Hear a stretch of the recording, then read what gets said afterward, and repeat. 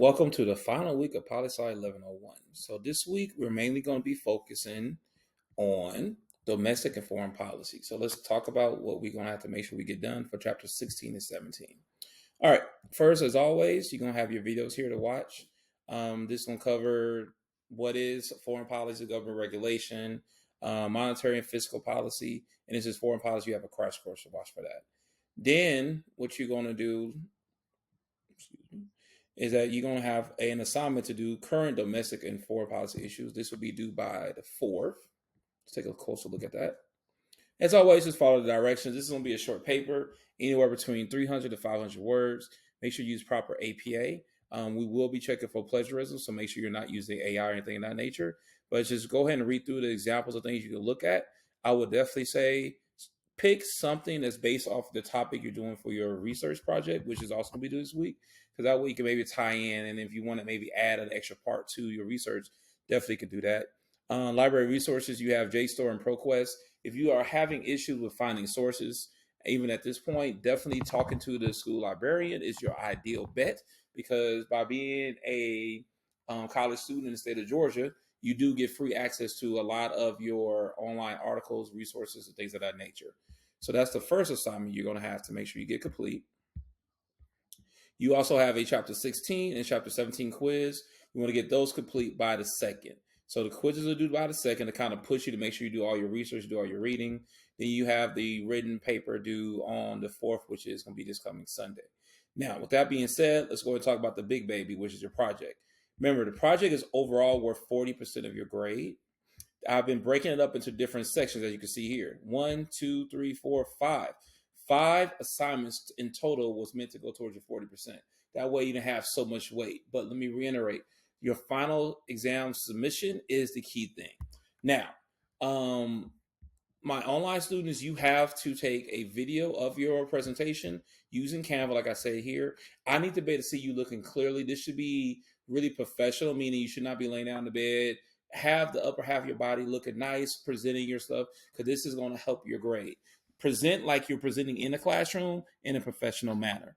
What you're going to do here is for your final submission is a few things. Number one, you're going to resubmit your final submission to Canva starting today. Forgive my dog, you know how loud the puppies are. Starting today, I'm only looking at the first, excuse me, well, I'm actually going to start tomorrow. Starting on April 30th. It will be just one submission. I'm looking at the earliest one. So make sure you are, by April 30th, making a submission and do not keep resubmitting to get a different grade. That is only one position I'm looking at. I'm also looking at that video. Your video presentation is everything. So you can get like a 13 out of 18, what Magic School says, based on the parameters I set.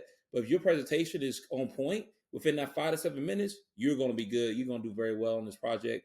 And remember, you must talk about your project in the sense of how does your topic relate to both the federal and also the state government, which is why some of you may go over the 9 sources, because you're doing a comparison between federal and state as well.